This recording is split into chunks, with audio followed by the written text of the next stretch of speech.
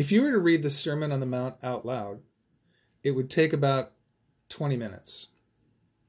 Most of us are familiar with TEDx talks. That's where authors, teachers, scientists, and other thought leaders are challenged to condense the essence of their ideas into a roughly 20-minute talk. It's amazing how much can be imparted in that format. What struck me is that one way I've come to see the Sermon on the Mount is as Jesus' TEDx talk on the framework for Western culture and civilization. On the surface, this may seem a bold or maybe even a careless claim. But if you're willing to take a short journey with me, you'll at least understand why I say this and may even come to agree with me. I want to be clear. My purpose is not to try and convert you. Rather, I want you to become curious.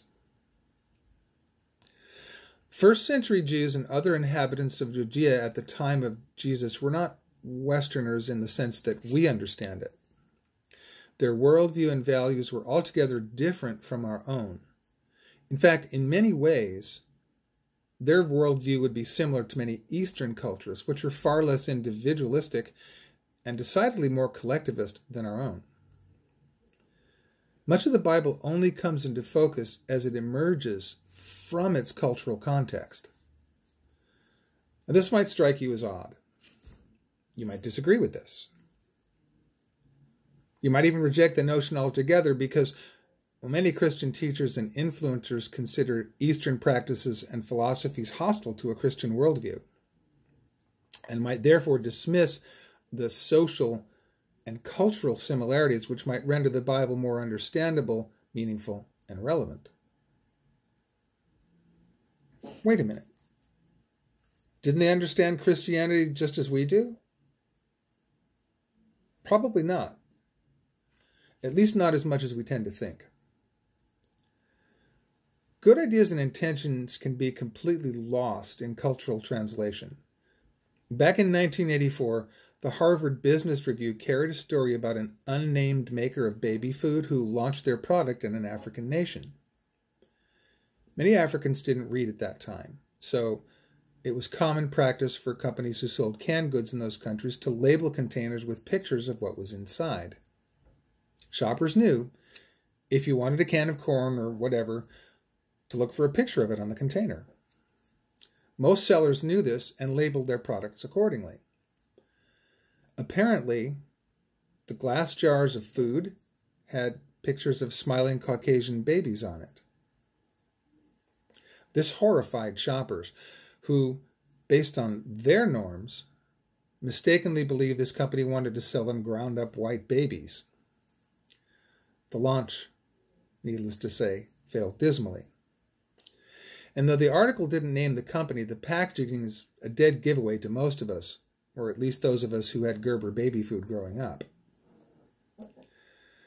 As I was researching this anecdote, I came across a 2001 article on fact-check site Snopes by David Mickelson, and it carried the byline, "Understanding where this decades-old tale came from is to see cultural prejudice at work." His cultural filter has him see this as white people looking down on black people who can't read. It's bewildering sometimes how 20 or 30 years can affect our perception. Imagine what 2,000 years might do. In Matthew 5:13, Jesus declares to his disciples and followers, "You are the salt of the earth. But if the salt loses its saltiness, how will it be seasoned? It's then good for nothing but to be thrown out and trampled underfoot by men." Now, if you ask most Christians what this means, they'll tell you that back then salt was a preservative that kept things from spoiling, and that it made food taste good. The cultural symbolic translation of this suggests that Jesus' instruction to believers was to preserve the morality of society and live in such a way that non-believers would become thirsty for the things of God so that life would taste really good. And if they don't do this, then they will no longer be useful. They might even know that Salt was considered highly valuable and was used to pay Roman soldiers, for example. We get our word salary from the Latin salarium. These things are not untrue, but they don't match the understanding of Jesus' day. It would be like someone 2,000 years from now saying, well, petroleum kept things lubricated, and it really made great plastic containers to keep things in. And some companies gave their employees gas cards as part of their compensation. Seen that way, they would entirely miss that presently our economy runs on the energy from fossil fuels. To borrow a figure of speech, oil makes the world go round. It touches aspects of our lives on every level and is essential to each of them.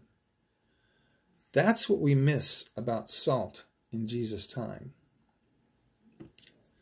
Salt was used to preserve meat and fish, but the implications for trade and commerce were enormous. Salted foods of all kinds were the mainstay of commerce for Egyptians, Persians, Chinese, Greeks, Romans, and so on. There were many centuries when at least half of the national budget for China was derived from their tax on salt. The spread of civilization occurred on wagons and boats that carried salt and salted goods to further and further destinations. Not to mention that every vital function in our body requires sodium, which the body does not produce. Your brain, your muscles, and even your cells all require salt to do their job. Without it, you'd die. In the East, salt is a symbol of loyalty and friendship. Shepherds and herdsmen require ample supplies of salt to keep their animals alive and made animal husbandry possible. Without salt, their domesticated animals would die too. This was true even in the U.S. during the Civil War. The lack of salt in the Confederate states, which hobbled their livestock and even at times their men, was due to the North targeting and destroying their salt works. Many industrial innovations, including percussion drilling and chemistry, owe their existence to mankind's need to improve the quality and availability of salt. The ubiquity and importance of salt was very familiar to Jesus' contemporaries. So they would have heard this and acted on it very differently than we do today. To them, it would mean intimate involvement in every sphere of life: commerce, finance, health, medicine, and so on.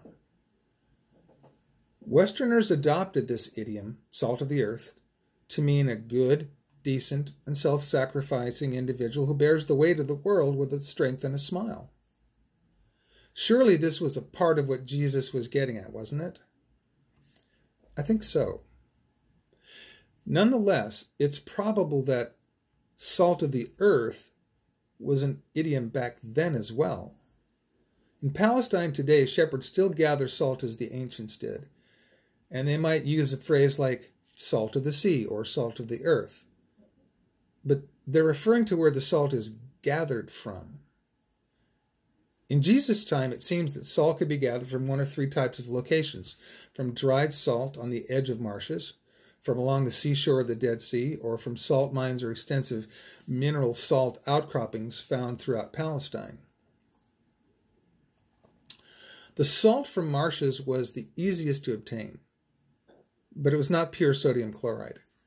It was usually mixed with other salts and some inert compounds. It was not uncommon for the sodium chloride to leach out of this kind while it was stored, and so it would lose its flavor or saltiness. If that happened, the residue would be tossed out on the road and walked on. Now, salt of the sea might be gathered by the Dead Sea. Salt of the earth might be gathered from salt outcroppings or mines. These latter kinds of salt tended to be pure and stable, but they required real effort to obtain. And mine salt required the most effort, but yielded the best salt. So when Jesus said, "You are the salt of the earth," they would understand that Jesus was calling them into a rigorous involvement in every aspect of life. He was also warning them to avoid shortcuts. Marsh salt was iffy. Rock salt was reliable and pure. Jesus grew up in a Jewish family in a Jewish town, immersed in traditional Jewish culture. So much of his teaching relies on cultural references, and what's more, in the Sermon on the Mount, he clearly insists, "Do not think I have come to destroy the law or the prophets. I did not come to destroy, but to fulfill." Why does he say this? Aren't we following his teaching, and isn't the foundation of Western civilization? But when Jesus appeared on the scene, Western civilization as we know it now was not unlike a tiny infant in a manger in swaddling clothes. It was just getting started.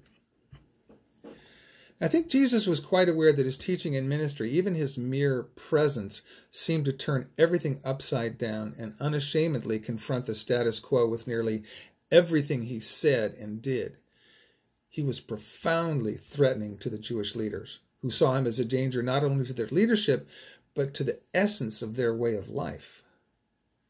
It's not a stretch to suggest that he both intended this and recognized this as it was taking place. Jesus was not asserting anything new. Not really. Instead, he was opening up new levels of power, knowledge, and understanding. He was doing this in a way we often don't contemplate. He began his ministry declaring that the kingdom of heaven is at hand. His contemporaries, even his own disciples, barely understood what this meant, though they sensed that something powerful was underway.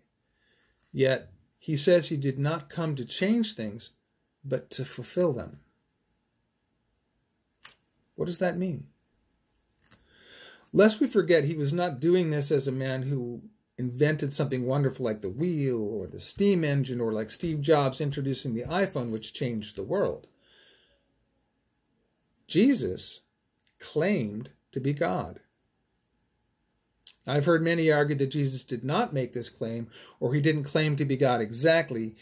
He was instead a great teacher, and just like a God, small g intentional, like the rest of us.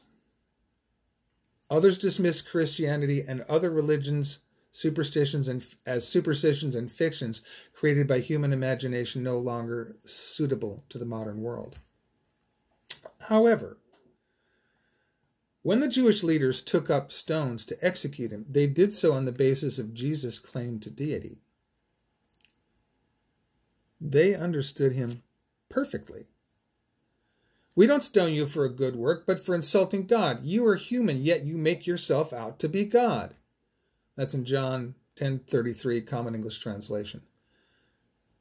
Jesus' claim of deity is unavoidable if you choose to take the scripture as the testimony of honest eyewitnesses. So I want to pose the question, what if Jesus was actually who he said he was? The Son of God.